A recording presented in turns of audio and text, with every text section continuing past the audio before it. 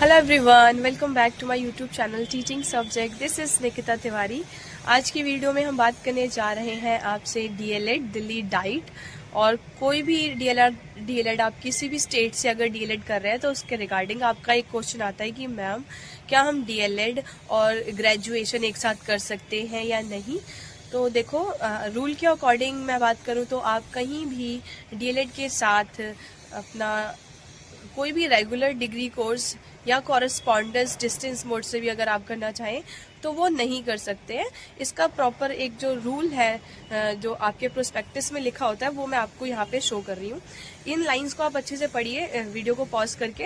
यहाँ प्रॉपर लिखा हुआ है कि कोई भी डिग्री कोर्स कॉरेस्पॉन्डेंस हो या फिर डिस्टेंस मोड में हो, रेगुलर हो, आप नहीं कर सकते हैं। तो नॉर्मली आप डीएलएड के साथ ग्रेजुएशन नहीं कर सकते। तो एट द एंड क्या होगा, अगर आप पकड़े जाते हैं ऐसा कुछ कोर्स करते हुए तो आपका जो डीएलएड है वो रद्द कर दिया जाएगा। आपका ग्रेजुएशन रद्द नहीं करेंगे, आपका जो डीएलएड है उसको रद्द करेंगे। तो इन इंस्ट्रक्शंस को एक बार अच्छे से पढ़ लीजिए। उसके बाद मैं आपको बताऊंगी भी कि आप किस तरीके से डीएलएड कर सकते हैं अपना ग्रेजुएशन के साथ, मतलब ग्रेजुएशन डीएलएड के साथ ग्रेजुएशन कर लेते हैं अगर सही मायने में बोलूँ तो। वो मैं अभी आपके साथ डिस्कस करती हूँ। हम बात करते हैं कि किस तरीके से आप करना चाहें तो कर सकते हैं, क्योंकि मेरे बैच में भी काफी सारे स्टूडेंट्स ने डीएलएड के साथ ग्रेजुएशन कर लिया था। मैंने दोनों चीजें इंडिविजुअली की हैं। मैंने पहले डीएलएड किया, उसके बाद ग्रेजुएशन किया। देखिए, जब भी आप टीचिंग जॉब में जाते हैं तो आपका वो डीएलएड देखते हैं और 12th के मार्क्स, 10th के मार्क्स, यहाँ तक के डॉक्यूमेंट्स आपके देखे जाते हैं। आपका ग्रेजुएशन वो नहीं देखते, क्योंकि आपका जो भी पीआरटी टीचर आप लगेंगे वो आप लगेंगे अपने डीएलएड के बेस पे। हाँ, तो उनको आपके ग्रेजुएशन के डॉक्यूमेंट से कोई मतलब नहीं होता उस टाइम तक। फिर भी आपको अपनी सारी क्वालिफिकेशंस बतानी होती हैं। तो ऐसे में अगर आप कर लेते हैं डीएलएड के साथ में ग्रेजुएशन, तब आपको दिक्कत होगी। और अगर डॉक्यूमेंट्स नहीं मांगते वहां पे तो फिर आप शो ही मत करना अपना डॉक्यूमेंट। लेकिन आपको अपनी सारी मतलब क्वालिफिकेशंस आपको शो करनी होती है ज्वाइनिंग के टाइम पे।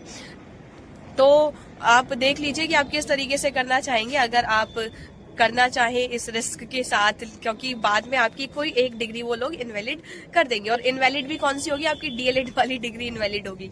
तो ऐसा रिस्क क्यों लेना, आप आराम से 3 साल का अपना ग्रेजुएशन करना। हाँ, बाकी बच्चों ने तो इसी तरीके से किया है। फिर आप दिखा नहीं पाएंगे अपने स्कूल में, आप दिखा नहीं पाएंगे कि आपने ग्रेजुएशन किया है। तब आपको दोबारा ग्रेजुएशन करना पड़ेगा अगर आपको प्रमोशन लेना है, क्योंकि प्रमोशन के लिए आपको ग्रेजुएशन मांगता है। तब आपको दिक्कत हो सकती है।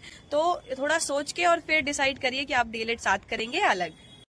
अब मैंने आपको दोनों चीजें बता दी हैं कि आप कर भी सकते हैं, नहीं भी कर सकते। आप करेंगे तो आप अपने रिस्क पे करेंगे, और बाद में अगर कोई प्रॉब्लम होती है तो फिर आपको दिक्कत हो जाएगी। इसलिए अलग अलग कर लो, अलग अलग करने में क्या ही प्रॉब्लम है।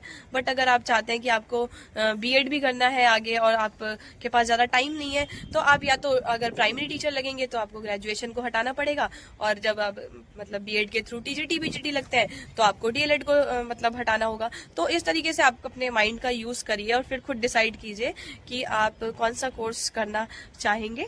हाँ, और फिलहाल मैं अभी हूँ दिल्ली में, और दिल्ली में बहुत सर्दी कर दी आप लोगों ने। यहाँ पे तो जुकाम ठीक ही नहीं हो रहा है, और अभी छुट्टियां पड़ी है इसलिए हम यहाँ पे आए हुए हैं। तो कैसा लगा वीडियो आपको, प्लीज लाइक शेयर सब्सक्राइब करके बताइएगा, और कुछ भी डाउट है आपका तो वो पूछ लीजिएगा। Okay, thank you.